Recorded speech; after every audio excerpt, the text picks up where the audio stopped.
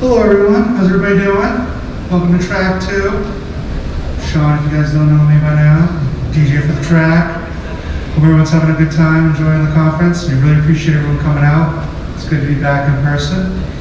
I'm here to introduce our next speaker for you. His name is Hartman, an old-time CornConner. It's actually a CornCon 3 shirt he's wearing, for anyone who cares. And he's going to give a great presentation and hide your codes, hide your files, because AIs are coming.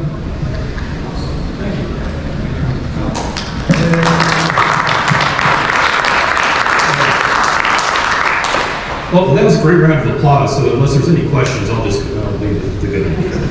Okay, so at least I've got a goal now. I have to meet that same level of applause at the end, which could be because you either appreciate what I said or, that you're happy it's done. So, a couple disclaimers. I'm sure you've seen a few today, and you'll hear some more tomorrow. All the opinions I express on my own. Any analysis is probably done poorly, and one thing is, because I am trying to keep it at a pretty high level so that we don't get into statistics, a bunch of equations or whatever else. And if you're like, oh no, well, why aren't we going to K-nearest neighbor on this or whatever? It's because I'm trying to keep it high enough level that we can all, okay, I can understand the shape and the feel, and this is kind of what it's doing. Now, if I peel back some layers, I would get to that stuff. But I recognize that I'm not right after lunch, but I'm the second speaker after lunch, and if I start throwing up math and Python, somebody's going to hit their head on the table and injuries, and John's just all upset. So we won't do that. All right. So a little bit of my background. Been in the Army, started active duty, went to the reserves for a while. I'm a cyber warfare officer. So for my side hustle, I've got 1,600 people spread out across 4 countries. So, as a reservist, easy side hustle. I was at a mid-sized company in the U.S. So,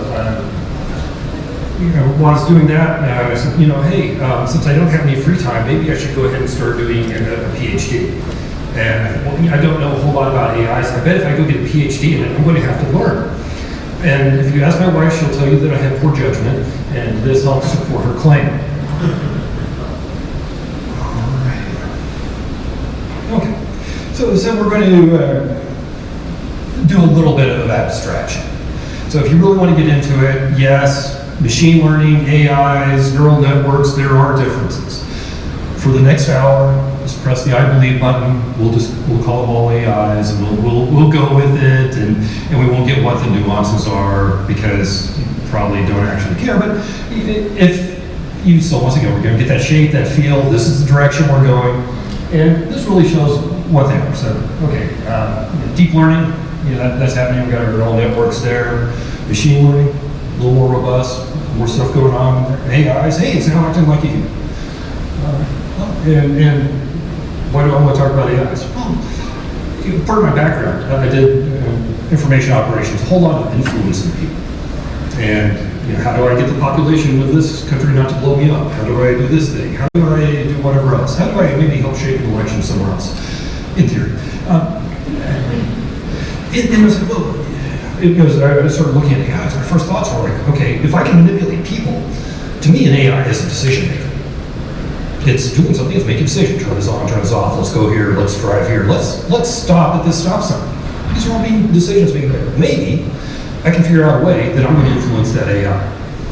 Probably going to need some AIs to help me get there, but that's what started me down the path of doing something I wasn't supposed to do, which is apply how do I manipulate humans to maybe manipulate machines, and that led into an interesting realm of research. Okay, I'm not going to ask anybody to raise hands, but who was around during the 80s? You can intro. Okay, yeah, we saw a few hands. You've heard of the 80s, right? Okay. Yes. Okay, awesome. Okay, so I learned from the 80s. They had stuff. We know what's the first thing you learned about AIs back in the 80s? What is this? Or how about killer robots? Terminator? Absolutely. He's going to walk around, he's going to kill everything, and then Schwarzenegger's going to leave a couple of lines, and then there'll be a sequel, and there'll be another sequel, and then he'll be like 70, and there's like 19 sequels in the region. So.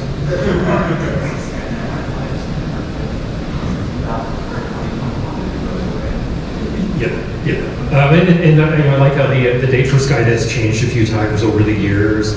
And normally at my company, I've got my normal corporate badge. I've also got Cyberdyne Systems that's normally the one on the outside. And the security people are like, I don't recognize that company, but it sounds really familiar. I appreciate it. Okay. So what else did we learn about autonomous systems or AIs? Another one I remember, which was, there's going to be autonomous cars. At first I thought, I'm going to have autonomous, they're going to be flying cars and stuff. It wasn't flying cars. It was maximum overdrive. It was everything that plugged in that had electricity going through it suddenly had some degree of processing. It was driven by Indians and was attacking people. And so I think they made up after the movie and they became friends, and it was like a buddy cop story in the sequel.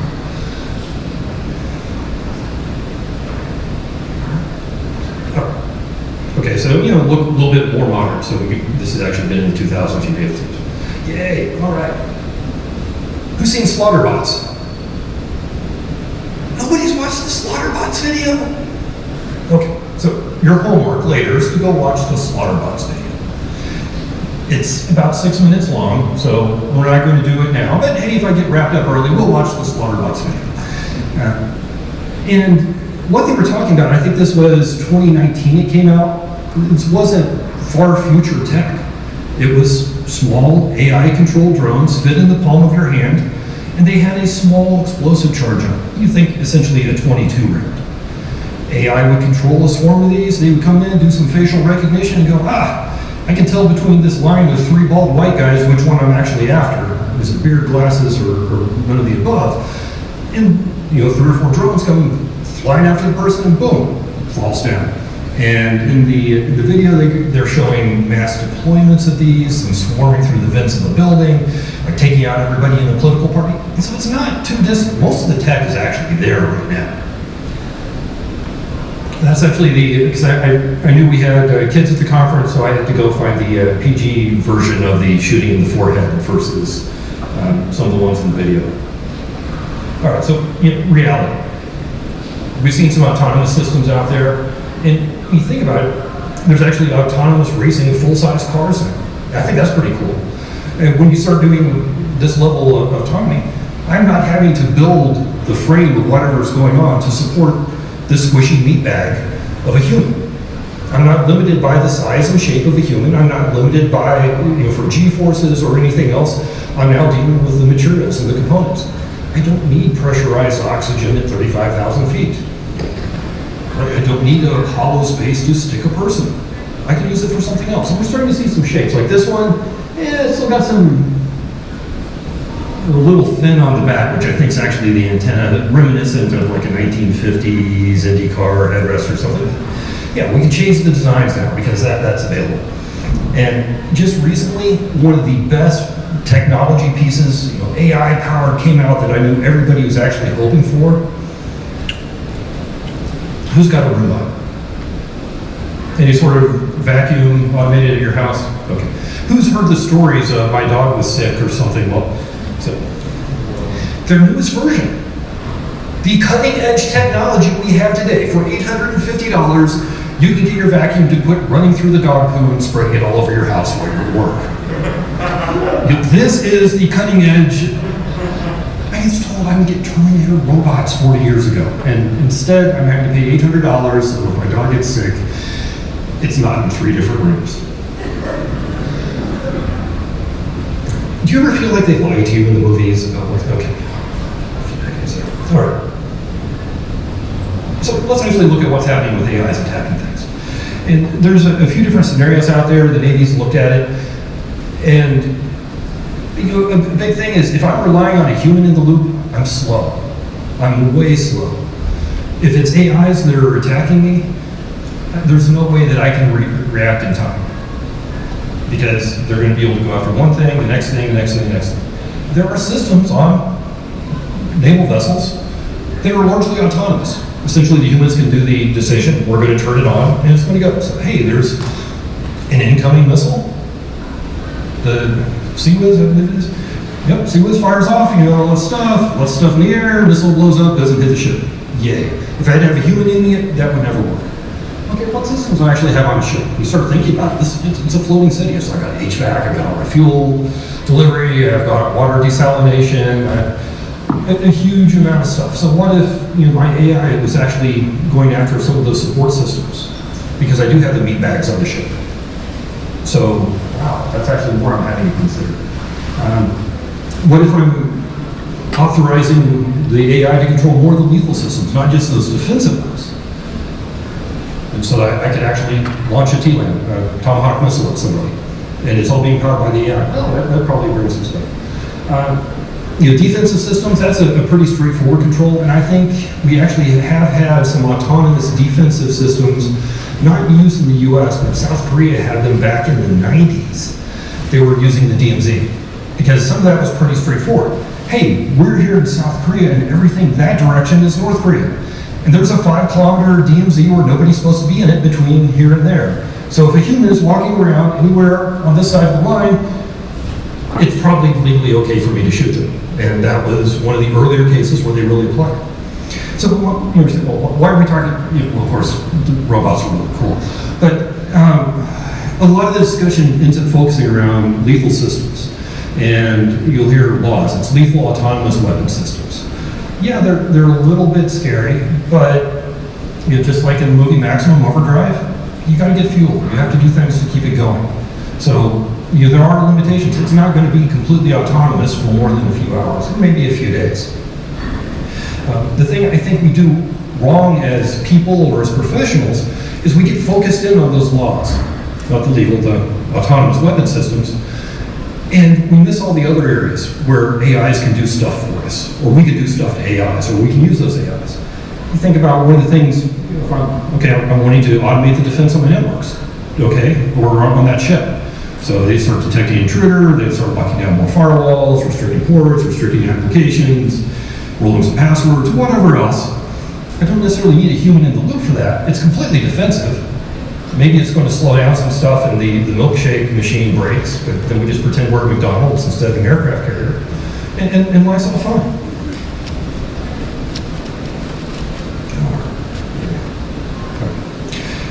Who's heard of the company called Horizon 3? Anybody? Okay, so a gentleman named Snehal Antani, former CTO of Splunk, then he was off working at Joint Special Operations Command for a while. And saw, hey, we've got some really smart people doing some really creative things there, and how can we actually do more stuff? And as he started looking at stuff, there was a group of them that launched this company called Horizon 3. And these slides will be available later, but this is actually showing the time sequence. It was completely AI-driven. It was doing penetration testing. If you think about it at some level, there's what's happening with a lot of penetration tests. What's the first step? You're doing some port scanning or something, seeing what's available, trying to find some services.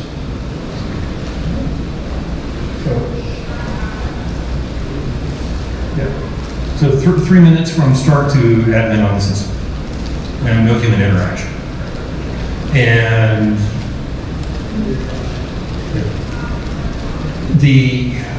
what's the statement? Anytime you make a claim about processing power, the two disclaimers are assuming no, or how long it takes to do something with computing, assumes no major changes in number theory or processing power. So once again, we're going to talk about equations. In 3 minutes, could they do faster if maybe they had a little more processing power behind it? If I could actually get a video card that somebody wasn't using for mining cryptocurrency? But somebody appreciates it, because I still can't find it. Yeah, so their company, and if you check out their website, and I believe it's No Zero is what they're calling their system, it goes out and will do automated testing. And yay, they're selling this as a subscription service. It makes sense. He came from Splunk, so Splunk is a very excellent company. They work quite well at taking large amounts of money and transferring it from your network or your bank account into their own. And at some point, they're also moving a large amount of data into their system. That was not a paid advertisement. So, I want to talk about speed. We're dealing with systems, so what are we going to do with the speed on these things? I have what I call the Leonard Skinner maxim for security. I don't have to be the fastest thing out there. I don't have to be the best thing. I need a little head start. If I know you're going to attack, who's been to a surprise party? Somebody? Okay. Or you seen it on TV? Whatever else? Okay. If you know there's a surprise party, it doesn't really work because you know it's going to happen. Hey, if somebody's going to put a roadside bomb and I know it's there, I'm not going to drive past it. It doesn't matter because I knew. You know, I got that little bit of advance notice. I can do some things. If I can't get ahead of that AI that's going to be maybe attacking my network, I need to look at mechanisms that I can use that can either give me a more advanced warning, or I'm going to adjust the way that I have triggers. So maybe if I knew I was only dealing with humans, I'd be saying, you know what? You know, I got a port scan from this IP, but I'm not going to block them out yet. I'm going to see what else they do. Versus, okay, I now know there's AIs that are seeking to attack my network. Some may be contracted, some may be homebrewed. Something just scanned like 3 IPs, and now I'm blocking them for the next week because I don't have time to try and react later. I have to speed up my response cycle, see what I can take out of that. Have you ever talked about RMF, or is that tomorrow or later today? That's actually after you. Awesome. So after me, you need to hear his presentation when he's talking about RMF and the accreditation system. But once again, looking at how do we accelerate that cycle, how do we move things a little bit ahead. All right. So we start to look at how do I get AIs that are maybe going to actually be, because I said, you know, we're going to be attacking stuff. Well, we know AIs can attack my network, and I can go in the next 20 minutes, sign up and put in some IPs and get a trial account with that company, and hey, I'll be off and running. But how do I actually use AIs now? You know, what are AIs being used for to manipulate people and see what's out there? Who's familiar with Deepfakes? Yeah, I got about half the room. Awesome. All right. So this is how a lot of those are made. This is actually 2 AIs that are playing against each other. It's called a generative adversarial network, or GAN. So the generator is one AI. It's got some fuzzy stuff, some randomness that's going on, and it's going to be generating, in this case, let's just call it images. And to go with stuff in the future, it's generating pictures that either look like cats or dogs. And the discriminator, well, the discriminator had real training data initially. So that's what's up there in that top left, the real world images. So we fed that discriminator, here's a bunch of cats, or here's a bunch of dogs, here's what these animals look like. Okay, great. So the generator is going to spit out an image. And it goes in, and it goes, hey, is this a cat or a dog? It's a bunch of pixels. So the discriminator says, no, it's not either, whatever, you're out of here. And then there's a feedback loop that's not shown on there. It's going back and saying, oh, okay, you know, the last thing you threw at me, it didn't pass. So it will continually do adjustments. And if I want to create images that look like real humans, great, you can do that. I want to do it so it sounds like real voice patterns. Yay, I want to do that. And yes, it'll iterate, and there's a number of mechanisms, which once again, math and different algorithms that are happening on the back end, that really go ahead and contribute to how efficient it is. Some of it, if you're starting to go to the video direction, it's depending on some of the training data, how quickly you can generate this. Has anybody seen this video clip? I see a few head nods there. All right. Somebody that's not in your head, you want to shout out what this video was? This is the deepfake you're trying to figure out if the voices are actually allowed. And so I'll repeat so that the people watching later from the recording get it. So it was a deep fake. And essentially they're doing motion capture of our gentleman there on the left, but then you're seeing everything on the right. President Obama, it's his face, his voice, his muscle movements, a little twitch in the cheek. Those all look like him. And it's essentially done in real time. So pretty soon, you know, we are actually getting towards movie level now, and what we can do with the AI. It's like, oh, well, yeah, they did a video call and they said this. Wow, I mean, it looked like it. I think I know what my mom looks like. I've seen her a couple times in my life. But, you know, she just called me and said that the farmer down the road is getting rid of this tractor and getting a sports car. Don't know, but And that was a terrible thing, but it was the only Iowa thing I came up with off the cuff, so just we'll ignore that one. Yeah, so this is actually the first, 2019 was the first time I started to see the deepfakes, and they were a little slow, they were a little choppy, some of this stuff. It's just like Snapchat filters. No, the filter fell off, they're actually over now, or whatever. The last 3 years, the algorithms have continued to improve, the training data has continued to improve. The visibility of whether this is a fake or not is much, much harder. Because we have young people here, I will not play it, but I will mention it and I'll have a link to it later. If you go on YouTube and you can search deepfake or 6 presidents NWA, they've got Truman, Kennedy, Obama, Trump, a couple other folks. It's their voices doing a song by NWA. Okay, well, this is just the audio. So if we get wrapped up early, well, maybe we'll stop the recording and we can hear 6 different presidents do F the police, which the combination of Kennedy, Obama, and Trump in it is pretty, well, it's pretty cool. All right. So if I'm going to have AIs, they're attacking stuff, they're able to do stuff, they're helping influence me. And I've got AIs that are doing the generative stuff. I've got one AI trying to influence another AI and get stuff past it. Well, can I actually explain? I went to research. Okay, if I can explain what's going on with this AI, then I know what's going. Just like I know what to attack on my network, and it goes through here, and they do the port scan, and then they do this, and then they come here, and then they jump host. And so I can stop them right there if I can just explain and understand it. So the short answer is called XAI, or explainable AI. And the answer is no, because math and a whole bunch of reasons. But there's not a guarantee, I would say, that if I ask this thing 2 times, I'm always going to get exactly the same answer, or I'm always going to get the same output. You probably have a cone of probability, and yeah, it's going to be in that area, but there's no guarantee I can tell exactly what's going on. It's not just a straight algorithm.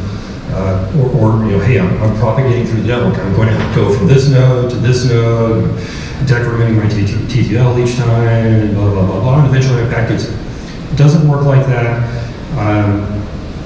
And so we've got some ambiguity that we're going to have to deal with if we're going to actually try and poke back at the AIs.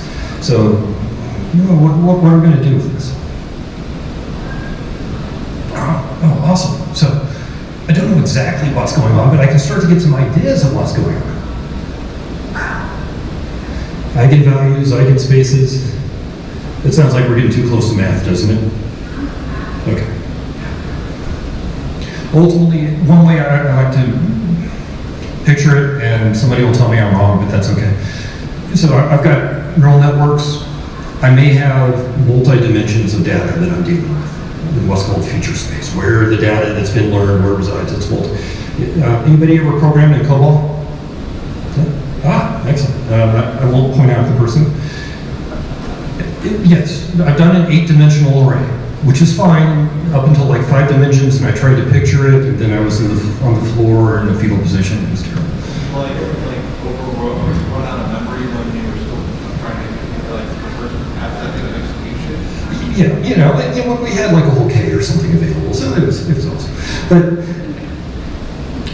if you just say, hey, I'll press the I believe button, there's 2, 3, 5, 7, there's multiple dimensions that are happening in this feature space. All the area where that one AI was learning from the images and doing this kind of, and okay, if I was doing it with a human, in my head, I'm like, oh, okay, well, is this tall, this hair color, this lack of hair, whatever, this way, this ethnicity, okay, I can picture this, maybe this is what those dimensions actually mean. And if I take the right path through all these dimensions, I come up with somebody selling candy bars. So, not too bad. So we're going to start looking at, what I was talking about. We've got feature space here. Yeah, that's a whole bunch of words and vectors and eigenvectors and all of that stuff again. So once again, I'm describing something. If we did all those layers, height, weight, hair color, Just pretend each one of those is a dimension, there's a line connecting all those things, and we'll say that's our nifty vector floating through space that actually refers to that piece of information. So I can't completely explain it, but hey, I know I can attack it. The great thing about AI is all the stuff I can do to attack a computer, I can actually do to attack an AI. I can unplug it. I can cut the network cable. Has anybody encountered this strategic backhoe? Yeah, that will shut your whole facility down really quick. I've encountered that a few times, and it's yay for having multiple runs of fiber going to different ISPs out of different ends of the building. But so if I want to attack the AI, there's some limitations that we're looking at on what an AI can do, and it's driven by or what I can't do maybe to protect the AI because of the algorithms. Just like, I'll say a few decades ago or last week in cybersecurity, systems weren't always built with security in mind. And so because I'm built to operate, what are you built to keep things out? No, I'm built to operate. What was the favorite phrase that people love to hear when they're looking at a new system or a new area where technology is involved? And the person that designed it says, why would anybody try that to attack us? Wow, we got the GUI center right there. There is no crunchy outer shell. And so AIs, we know that we can do some of this stuff. And this actually got me really excited because my thought earlier of I want to manipulate the AI. I want to do, wow. So, kind of like it, how am I going to do it? Well, okay. I would have this AI watch Fox News and this one watch MSNBC, and I'll see how much they start changing their voting patterns or something. But, it put me down the path that yes, I can do some manipulation of what's going on. I think that Yorkie is like a demon up there. I talked earlier about how we've got the two images that we're dealing with in classification, or two categories. So I've got cats and I've got dogs. If I was using my AI, I can run through that classification and it would start to say, hey, these are cats, these are dogs, this is probably a cat, and I end up with this cluster of information. And you're like, well, okay, that's pretty cool. So we start to see is, okay, the information starts getting clustered. And this, so it's just a two-dimensional scatter plot. And what he kind of did was took those 5 dimensions and smushed it down. Smush being the highly technical term. But at least this way I can visualize it, and it's been accepted in multiple different research papers. So as a way of visualizing the feature space, hey, now I can do that. And I can kind of see that here's my dogs and here's my cats. We'll go with the dogs are green and the cats are red because they have claws and blood and stuff. But it starts to group them. But if you also look at that line that goes through the middle, and a couple things to point out. One, there's cats and dogs on the wrong side of the line. Because I know which one's a cat and which one's a dog because I Google.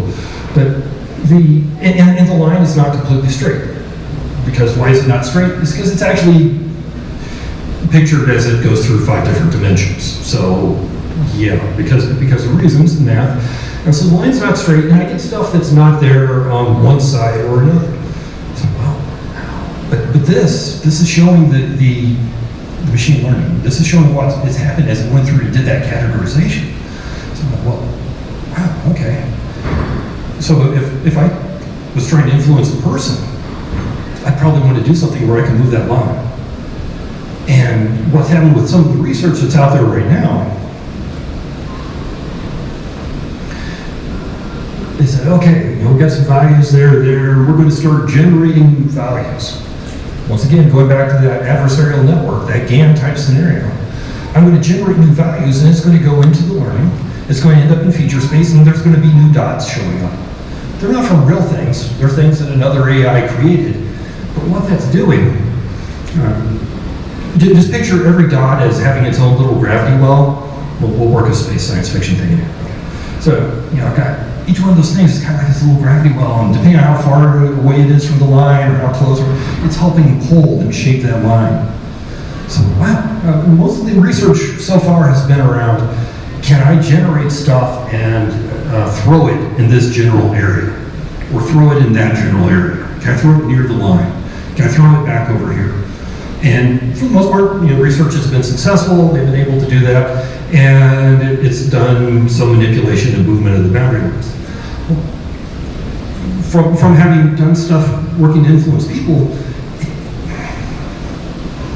it's a little bit like the Heisenberg uncertainty principle. If somebody knows they're being manipulated, it's harder to manipulate them.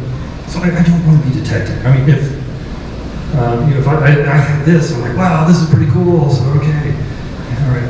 Hey, I can get away with one dot there. Pretty soon it starts like, okay, there's something weird that's going on here because all this stuff's happening. So I want to be precise. I don't want artillery. I want a sniper rifle. And that's actually the direction that I'm going, is generating stuff in the multidimensional space, and then but getting it precise placement. Because if I can get precise placement, then I can shape that line through the multidimensional space just how I need. So when I ask on this one thing right here, is it a cat or a dog? It comes back and it tells me it's a dog. It was a cat yesterday, but I put a couple things and shifted the line just enough. And then I went to bet with my wife on where we go to dinner. It's probably the easiest way I can win a bet with my wife. But so that's the direction. There is a way to actually go in and manipulate the AIs, but in this case, it's an attack actually on this learning data. There's other attacks that you would that are available out there that go into straight attacking the training data set itself, or injecting into the training data set. Yes, this is seeking to inject into the training data set. And while I'm trying to, this one is seeking to adjust or manipulate where the boundary line is, where the decision boundary is. There's other ones where I could just create something new. Has anybody heard of the stop sign and the post-it note attacks? Okay, I got something back. I got a couple of them back. Or at least you're like waving hands for this. All right, so I've got an autonomous car, and it's driving around. It's really cool. And well, what was going? It's a Tesla because it's quasi-anonymous. We've all heard of Teslas, and it sees a stop sign, and so it stops. Octagon, red, white letters, and then okay. Well, if I'm training on images, I don't give it one picture of a stop sign. I get pictures from a bunch of different angles, higher up, lower down. So if it's smudged, whatever else, but it's always the same general characteristics. Somehow it's this octagon, the white, the red, maybe reflective. And every time somebody logs into a website and they have to do a CAPTCHA, congratulations, you're helping verify and train an AI. So I always add like one pedestrian to my list of motorcycles they want me to select. I'll find out if it pans out eventually. But okay, so great. So what would I do if I'm having to do if I've got the stop sign? Well, if I tried to say this isn't a stop sign, that would be very hard to convince that it's not a stop sign, because I've got 11,000 images of stop signs from different angles. But wait a minute, I know there's a decision boundary between stop signs and things that are not stop signs. So I'm going to take a blue post-it note. I am going to go put it on a stop sign. I'm going to take pictures from different angles. Do it with video camera, whatever else I can do. Maybe I'll even again, so I'll start generating images of this from all sorts of different angles and moving that around. One of the attacks, they actually did this with, I think it was IARPA that did the research on it, and they were training it to say, no, this is a speed limit sign. Otherwise, you can say, like, no, this isn't a stop sign, this is Bob. And then, only Tesla sees a stop sign, it comes up, it stops. Nobody knows that it's been manipulated. Until one time, you're rolling along, there's a post-it note on the stop sign, and Tesla's like, hey Bob, and rolls into the intersection. So once again, somebody, through that training, through that manipulation of the data that it's learning from, changes what the decision boundary is, and then at a time and place of their choosing, they're able to get the results they want. I don't know why they want somebody to roll into the intersection, but we'll roll with it because it's a story and we're not using math. Okay, so going back to my battleship scenario, the one the AI, or the one the Navy tends to use a lot, was how many systems they could actually automate, how much stuff they could start to hand over to AIs. And what they were looking at was, it's no longer a question of the lethal systems, or when I hand over stuff to lethal systems, or is my only discussion around lethal systems. They go, no, the more stuff I hand to the AI to do, the more stuff that I can offload to humans. Because AI is largely cheap, it's processing power. And humans are creative. We're devious little people. We come up with all sorts of weird ideas. We're trying to do stuff that's not supposed to happen. So if I can free up my humans that are back on the base or not doing stuff on the ship because I got other stuff being raised, is it going to stop that one attack? Maybe not. But I've got all my human creativity. I just freed up 10,000 people to come up with some really weird, wild ideas and do some neat stuff. I didn't like the equation before. I didn't like the comparison. So I'm just going to substitute my own reality. I'm going to take my humans out of that part of the thing. I'm going to put them somewhere else. Anytime I can have a car that's being driven around by an AI, great. I've got another human I can go use for something else creative, something else that's human unique. And they'll come up with some wild ideas, or a bunch of TikTok videos, and yeah, there's going to be new stuff out there. But maybe that TikTok video inspires somebody else to say, you know what? I didn't start putting these linkages together, but now since I saw that and I do this, so I can actually influence this other piece here. I think the current state of some of the things in the military, there's conditional approval. And once again, I'm not a spokesperson for the military, and I'm not aware of any systems that are presently in this configuration. But some discussions are more focused around like a conditional approval. If my ship's at port in San Diego, no, none of the autonomous offensive weapon systems, you're not allowed to do anything. If I'm in the middle of nowhere near the Arctic Circle, there's no other ships anywhere near me. All my autonomous defensive systems, you're good to go. Because if something jumps out around the corner and goes, surprise, happy birthday, I'm going to hit it with my missiles because it scared me.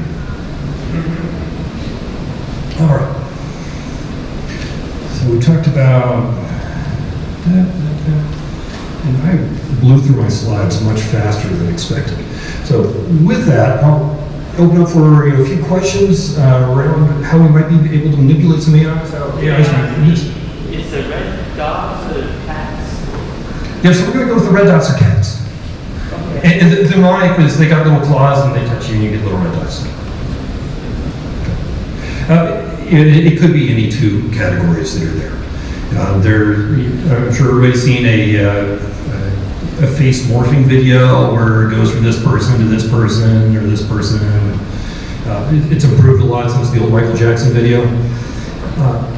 But it's all very continuous. And if you search for AI generated faces, you'll just see pages and pages and pages. So previously, somebody was getting catfish. They had somebody on social media that was trying to hit them up and say, hey, you're cute, and I need you to send me some money or whatever else. Go to Google, do a reverse image search, and it will pop up, oh, this is actually this person. And it's absolutely not who the person that says they are. Now, I can generate an image of a human that's never existed, but it looks like a real human. And now that's the profile I'm doing. Oh, by the way, I'm now going to take this human that never existed, I can start creating some bio things around it. So this is what they did. They went to high school, and probably over a period of, well, it depends on how long you want to use it. You can build this up over a couple of years, maybe even longer.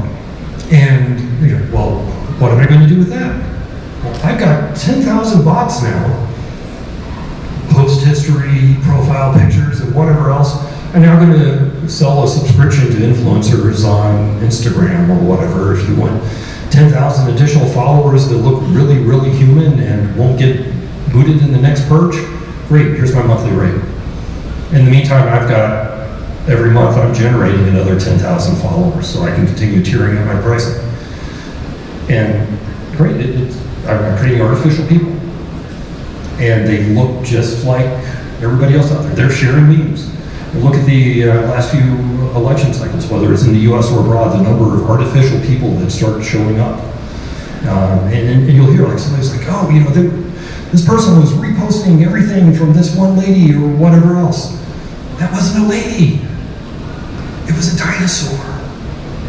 Or silicone or something, you know, but it wasn't a real person. And you're able to start pulling in pieces of stuff that's real-ish. And likewise, we go back to when we're looking at the GAN, where we had the training data that was in there, that was based off of real training data, and we started doing those comparisons. And pretty soon, so I had something that looked real.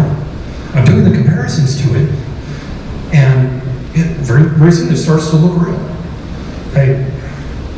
The questions for my the other members of the triplets here.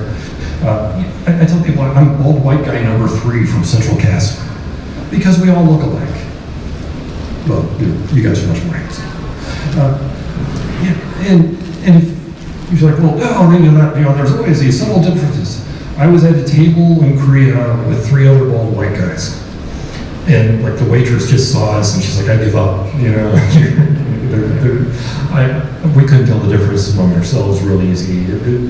So, but what are those distinguishing characteristics that a human has? It's going to be their hair, their colors, and their glasses. Great, I can have that one little part of what's being generated. And unlike a few years ago, I can actually have it so that person turns their head, it moves, they talk. Their speech pattern, the little muscle movements on their face, those are all realistic. So I can actually generate a video. I could do a political ad, testimonials of everybody saying, this is the person I support. You know, I did this, you know, I went to college with this guy, great guy. The candidate's not real, none of the people in the videos are real. Maybe some of the scenes behind them are real, but it's all being generated. And so what becomes real challenge? Okay, I want to manipulate the AI, so we got people, AI's manipulating people as well. So can I now manipulate the AI to manipulate people? Probably not yet. And how do I help figure out if it's a real person? And it's tough, because like the video with President Obama on there. If you look at it, it's like, yeah, it's something that the pores aren't right on the skin, looks a little too smooth. That was 3 years ago. Now, all of that looks absolutely real. And the more training data it has, the better it is at generating the fake people or the fake overlay for what's going on. It's downright spooky. I've got a couple of friends, they built the disinformation SOC framework, AMITT. So SJ Terp and Pablo Brewer, they put that available. They've helped build some disinformation SOCs for international organizations that are working to try and detect when's stuff being manipulated, when is it fake things that are happening, what's going on. Is it the AI that's probably going to go for my bank account that's some really cool attack and whatever else? Most likely not. Is it going to go for a retiree relative and be their old buddy from high school they haven't talked to for 50 years, 60 years? Yeah, quite possibly. And it can have a whole series of pictures for the last 50 or 60 years of how it grew up, had its family and kids and whatever else, and none of them are real. And 10 years ago, we were trying to get grandma to quit sending money to Nigeria. And that was hard. But what are we going to do when grandpa gets these pictures of all the way back to when they were in grade school, because the AI was built from that one image in second grade, and then extrapolated and built this life from there. And then we're like, oh, that was for 50 years, but I remember a little bit about that, and so you're off and running. And I'm paying processor power. I don't even have to have somebody in Nigeria emailing people. It's even easier to scale with it. All right. I'll go ahead and I will stop for a few questions, and then we will stop the recording, and I'll do the deepfake of the president's doing the song. Okay. Any other questions, thoughts? No? Okay. Make sure you buy a candy bar. Help sponsor her trip, because she sat in the front row and she has been making sure that every speaker acknowledges that she is funding her trip. So please do so. And with that, can we go ahead and stop the recording there?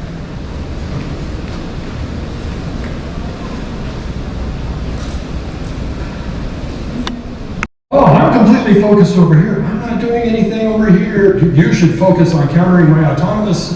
I have walking robots. Have you seen the Boston Dynamics? How they're...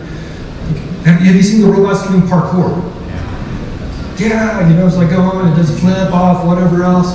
There's also a parkour bloopers video from Boston Dynamics. And if you're a little bit older, a little bit less agile than you were previously, you would appreciate the blooper video. I was quite happy about that. But hey, every time we're showing these systems, great. That's another piece that's possibly doing stuff. And I think back about with the Cold War, and there was a lot of information that got put out, like, oh, we're really behind the Russians, or we got these, oh, we're way ahead on stuff, or we're going to do Star Wars, we're doing lasers in space, and it will stop anything that comes at us. Do we have the capability to do that at all successfully? No, that's a third horizon thing, and we're like, oh, crud, they panicked, they thought we had a third horizon thing. So we talked about it while I did all the other stuff here. Yes? So are the autonomous vehicles, do they still capture information as you're driving or driving? Is that information that's sent to the while you're... Yes, for the most part, and... So they're still collecting information with all the vehicles that are out there? Yes. And I don't recall the numbers, but every day it's like terabytes of data going back to Tesla. And there's something that's been said with AI that you can have a group of level programmers and a tremendous data set, and you'll have better results than a few excellent programmers and a small data set. Once again, I messed up somebody's quote, but I'm not being recorded, so it's okay. But yeah, so that's a big piece. How do I change that around? How do I and then you may see, of course, you've seen go with ring doorbells and how much information gets pushed out. Yeah, we all see the little clips where somebody, FedEx or UPS threw the package up there or whatever else. Bear walks on fast and back in. Okay, but all this data all the time keeps getting pushed in there, and so whether it's Amazon or Google or wherever else, they're getting more and more data about how you behave, how stuff behaves around you, and they know if there's a bear in your neighborhood. So is Alexa going to tell me at some point, you should use the front door. There is a bear spotted near your backyard. I don't know. In two commands that you can give an Alexa, pretty much every Alexa will listen to you. Say, Alexa, volume 1, Alexa, play music by the Muppets, and just leave. And you can do that at your friend's house, you can do it wherever else, and there's that, they'll occasionally hear this little something phenomenon in the background, but they don't know where it's coming from, and they don't know why. And that's my completely evil contribution to the day. So, Alexa, volume 1, Alexa, play music by the Muppets. So, I'd love to hear more about talk about offensive weapon systems, signals intelligence, electronic warfare. What are the theories and policies that are developing, and all these different platforms where there has to be some kind of overall arching vision, things like cyber, all these different things on how to do weapons release, chain optimization, and all those. So there is more of a combination that's happening now where they're taking cyber, signal to communications, the MI for electronic warfare and intel, and putting all these pieces together. You'll hear it referred to maybe as multi-domain operations. Sometimes it changes by which service. But we're taking a bunch of things from the different places and we're trying to get them all to work together. Before it was the signal people, they're doing this stuff, and then the cyber people that are maybe working on the network, they're doing this stuff, and then the MI folks, they're over here behind a green door not talking to anybody. And so we're forcing those folks to come together. So it's interesting. I've got probably the largest, most complex brigade in the Army Reserve. I have an airborne company that is part of my unit. I've got 1,600 communicators. I'm the first commander of that organization that's a cyber officer instead of a signal officer. And my counterpart, there's 2 of those TTSBs, the other one's smaller and less cool in the reserves. But they just got another commander, and he's a cyber officer now. So what's really interesting to see is these really key senior leadership positions. We may have started as signal, we may have started as MI or whatever else, but cyber officers are getting put in to bring a little bit more of that broader knowledge and ask them those broader questions. So what you're saying is you're actually the person that doesn't use a skill. You're e-literate? So yeah, so in the words of some of my PSYOP friends, I would be cocky in such a thing. So I am getting close to being on your time there, so let me get unplugged. Happy to have additional conversations later, afterwards, whatever else. Make sure you buy candy bar. And thank you all very much.